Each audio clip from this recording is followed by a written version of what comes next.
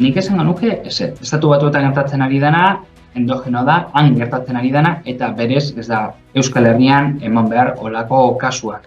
Ez hegazti gripe zabalkuntza bat, ez da presio egoera masiboa.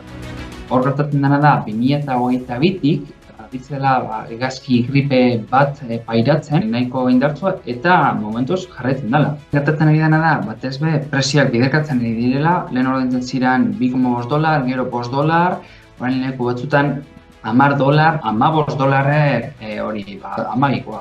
2022tik ona, 130 milioi hegazti hil dituzte. Hor dagoen politika da, kasu bat emoten danean, hegazti guztiak hiltzea. Orduan horrek eragin du presioen igoera izugarria. Ekoizpen ahalmena erortzen ari da. Horrek, eskari eta eskaintzen arteko distortsio bat sortzen du, batez be eskaintza arrautzen kopura murrizten dalako, horren ondorioz presioak igotzen dira.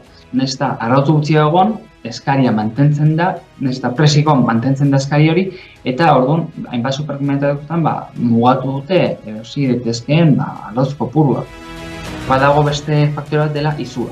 Jendeak hartzen baditu estatu batuetako berriak eta izua ematea, eta hor aukera bat existitzea, espekulatzailei atea irikitzeko, beldur horretan oinarriturik, baina teorian, hango hegazti gripea, hangoa da.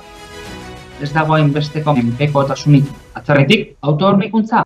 Ez.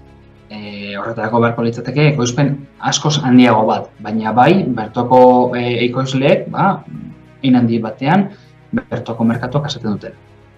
Lasaitasunez egoteko arrautzak badaudela, eta ekoizpena momentuz berdin dagoela mantentzen da.